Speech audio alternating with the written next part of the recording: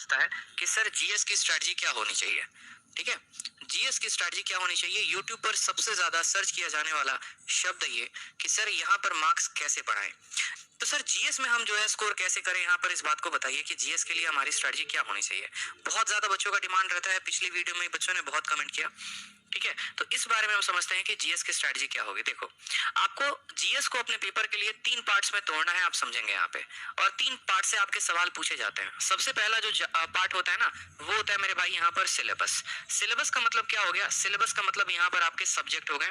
जैसे अगर हम बात करें तो फिजिक्स हो गया, केमिस्ट्री हो गया, आपको बायो हो गया, ठीक है, पॉलिटी हो गया, हिस्ट्री हो गया, ज्योग्राफी हो गया, आपका इकोनॉमिक्स हो गया, और इसके अलावा यहाँ पर आपका थोड़ा बहुत इन्वायरमेंटल हो गया।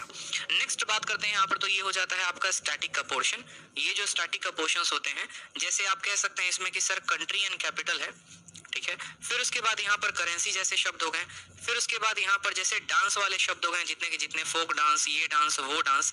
इसके अलावा जितने भी स्टैटिक के पोर्शंस हो गए, प्रथम पुरुष, प्रथम महिला, यहाँ के राष्ट्रपति कौन है, यहाँ के ये कौन है, ये फलाना ठिकाना, जितनी बातें होती हैं। और तीसरा जो होता है वो होता है हमारा करंट करंट अफेयर। ठीक है, ये जो जीके होता है ना, ये हमारा 3 पार्ट्स में ब्रेक होता है करंट अफेयर्स में। जैसे कि मैंने कहा आपको, पहला पार्ट सिलेबस, दूसरा पार्ट स्टैटिक, तीसरा पार्ट करंट अफेयर।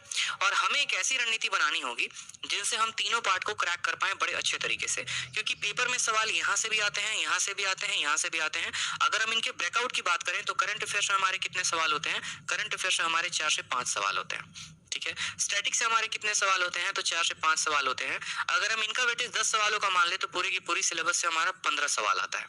और हमें जो है एक ऐसी रणनीति बनानी पड़ेगी। देखो भाई, जिन्होंने वीडियो को अभी तक लाइक नहीं किया है वो लाइक कर दें, और जिन्होंने वीडियो को शेयर नहीं किया वो शेयर कर दें। अगर मैं इतनी वैल्यूएबल बात आप लोगों से शेयर कर रहा हूँ आप लोगों के स्कोर को बढ़ाने के लिए, तो ये आप लोगों का भी फर्ज बनता है कि आप भी इस वीडियो को ज्यादा से ज्यादा लोगों तक शेयर करो।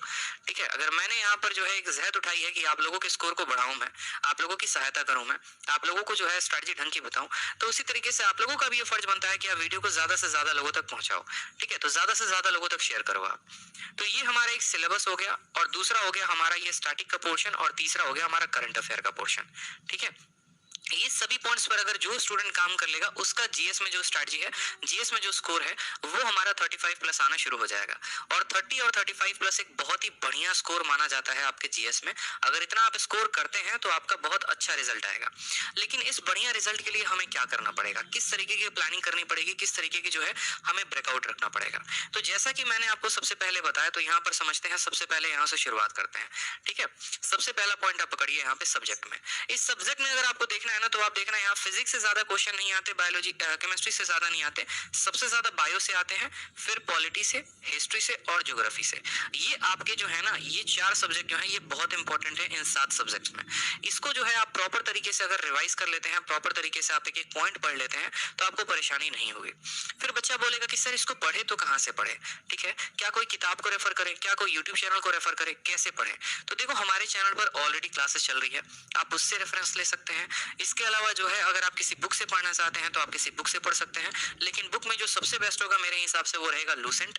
अगर आप लूसेंट पढ़ते हैं, ठीक है, या हिंदी वाले स्टूडेंट अगर आप घटना चक्र पढ़ते हैं, तो आप वहां से भी सवालों को बढ़िया तरीके से कंसेप्ट को समझ सकते हैं। कभी भी जीएस को पढ़ने की जो स्ट्रेटजी होती है वो इस तरीके से होती है कि पहले आप सब्जेक्टिव को पढ़िए और फिर उसके बाद आप उसके ऑब्जेक्टिव को लगाइए। जैसे मानिए कि सबसे पहले आपने दिल्ली सल्तनत पढ़ा, तो आप दिल्ली सल्तनत को पढ़ लीजिए, और उसके बाद दिल्ली सल्तनत पर आधारित जितने भी प्रश्न आपके लूसेंट के ऑब्जेक्टिव में है, पहले आप उसको लगाइए। इससे क्या होगा कि आपका जो